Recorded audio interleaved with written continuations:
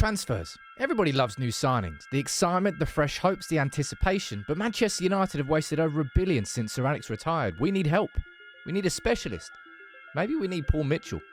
We're going to explore Mitchell's career from his time at MK Dons, Southampton and Spurs through his European journey into RB Leipzig to ultimately becoming Monaco's sporting director.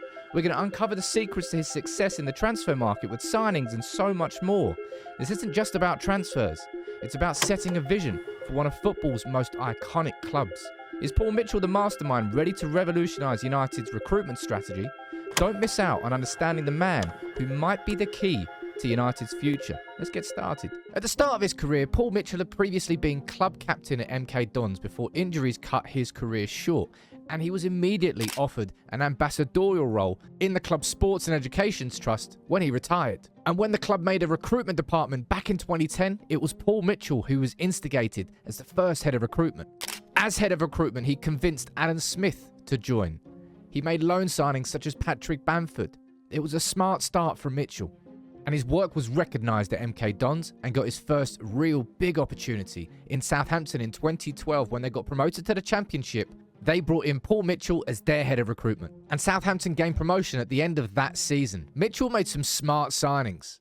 The likes of Maya Yoshida, Nathaniel Klein and Stephen Davies, among others, were brought into the squad, and halfway through that season, a certain Mauricio Pochettino was brought into the club to replace Nigel Atkins. And over the next 2 seasons, Southampton not only improved on the pitch, but off the pitch. Mitchell was making waves, made loads of smart signings like Dejan Lovren, Graziano Pele, Dusan Tadic, Victor Wanyama, Toby Alderweireld on loan, and maybe the most impressive of all, Sadio Mane for just £10 million. Mitchell created an infrastructure of scouts at Southampton, so when the likes of Luke Shaw or Adam Lallana, Dejan Lovren, and even the manager left after finishing 8th in 2014, there wasn't a catastrophic collapse. The club made new signings, Ronald Koeman came in as manager, and they actually improved, finished 7th the following season. But when Pochettino moved to Spurs at the start of the 2014-15 season, Mitchell soon followed. And in November 2014, Mitchell was made the head of recruitment at Tottenham Hotspur. A move he made pretty soon after, using his old contacts, was to bring in Dele Alli from MK Dons for just £5 million. And in the rest of his time at Tottenham, Mitchell was a vital part of the Spurs system that thrived with Pochettino, and he made a load of good signings, such as Kieran Trippier, Toby Alderweireld, Victor Wanyama, and now club captain Son Heung-min. David Webb was a colleague of Mitchell's at Spurs and head of potential elite identification, and this is what he said about him. Recruitment is one of his strongest areas, his main background, and he's very modern in his approach and forward thinking. Data-informed, not data-led. But by December 2016, Mitchell's relationship with Daniel Levy had reached a point where he left Spurs. He was serving a 16-month notice period.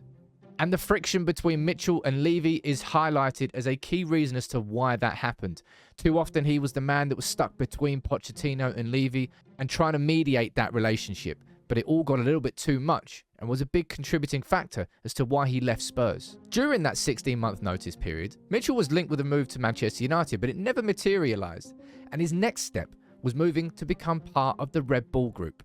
And in February 2018, he was named as RB Leipzig's new head of recruitment. So following on from MK Dons, Southampton, Spurs, he's now in Europe.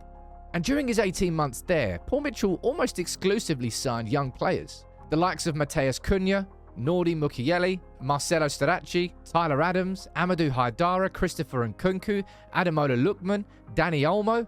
Some big names there. And all spotted by Paul Mitchell. His talent ID at multiple clubs had proven itself. And speaking about Paul Mitchell's talent ID, this is what his former colleague David Webb said about that. It's quite sexy for clubs to go for young players with resale value these days, particularly in the current financial climate. But Mitchell always kept to that model. That's where Mitchell found his niche. He was doing that back at Southampton a decade ago. It didn't have to just be about bottomless pockets and spend, spend, spend. Mitchell had built an excellent reputation of being able to identify the right young signings to make. Mitchell's signings helped Leipzig finish 3rd in his only full season with the club before he moved on, promoted to work within the whole Red Bull Group. And he became the technical director of Red Bull's global soccer operation. He was working with the New York Red Bulls, Brazilian side Bragantino. Mitchell was developing. Not only now had he held head of recruitment roles, but he had held technical director roles. not only in England and not only in Europe, but globally too. His CV was improving and increasing in span with every job that he had. And that step up inside the Red Bull Group was the foundation for what was his biggest job, and that was at Monaco. In June 2020, Paul Mitchell was appointed the technical director of Monaco, with the primary goal of rebuilding the sports project after a constant boom and bust cycle at Monaco. For the first time in his career, he was in charge of a lot more than just recruitment. He was in charge of the sporting direction of an entire football club. And just like Dave Brailsford is doing an audit at Manchester United now from a process perspective, when Mitchell went into Monaco, he audited the club's squad and realised they needed a full rebuild.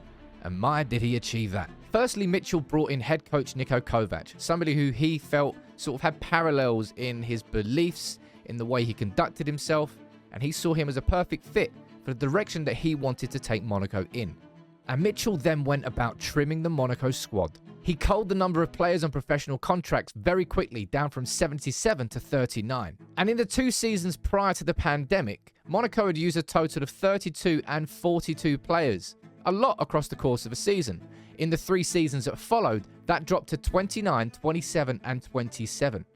But in the season before Mitchell's arrival, there were only 1,421 minutes played by academy products, and Mitchell went about changing that.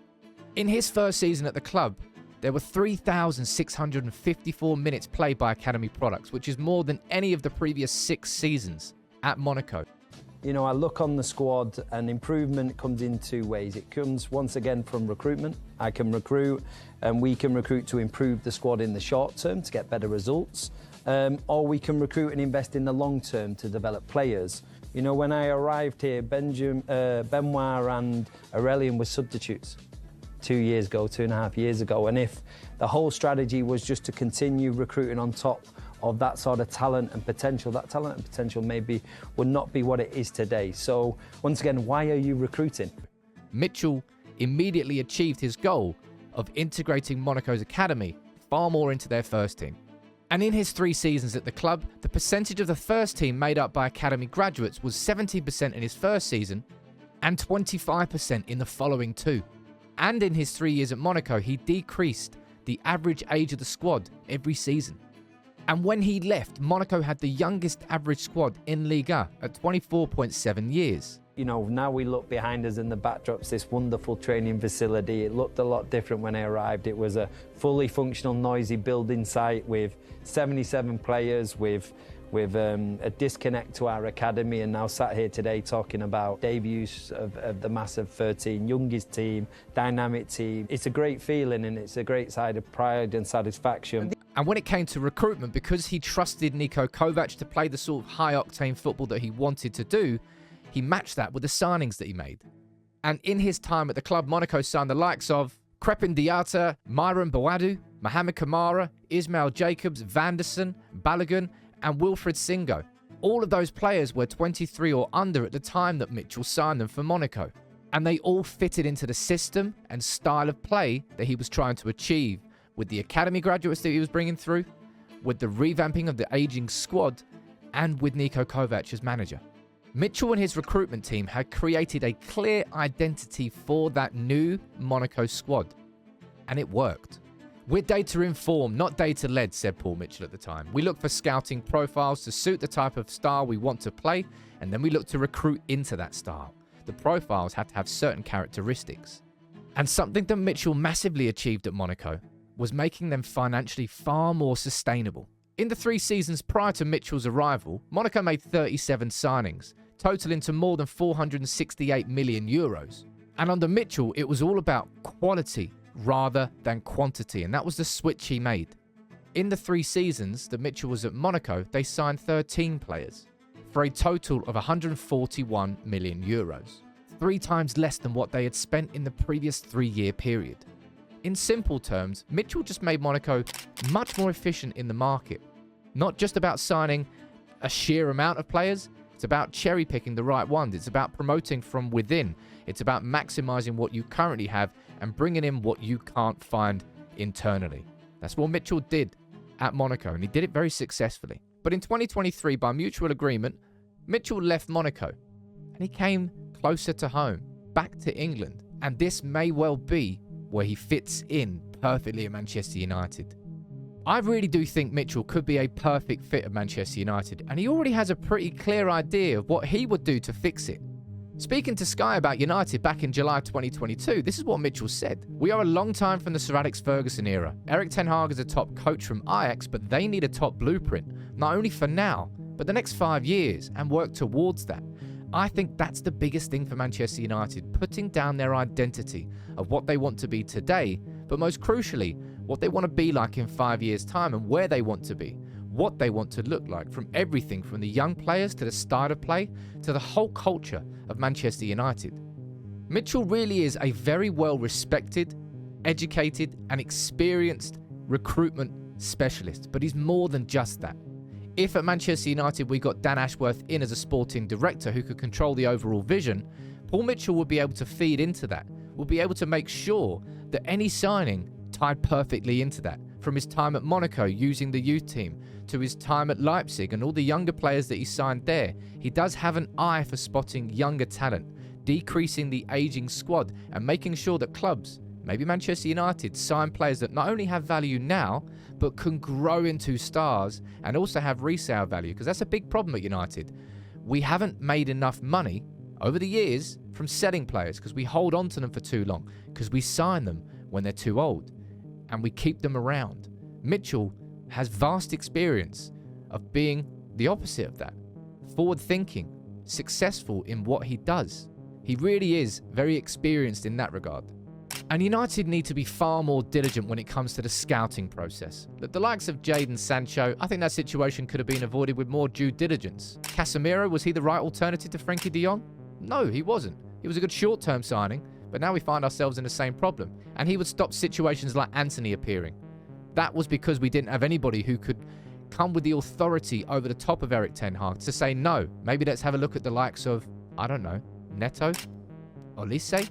It would have been easier to spot a profile if we had Mitchell as the man looking for it. So when you take a look at what Mitchell has achieved throughout MK Dons and Southampton and Spurs and Leipzig and Monaco, from signings like Son Heung-min and Sadio Mane and Dani Olmo, and everything that he did at Monaco to reduce the overall spend but improve the quality to bring through the youth players, there's so much to like about what Mitchell has done and how that kind of fits in perfectly at United. And with Mitchell moving back to Stalybridge, it could well be that Manchester United is exactly what he is looking for at the same time. Paul Mitchell to United? Watch this space.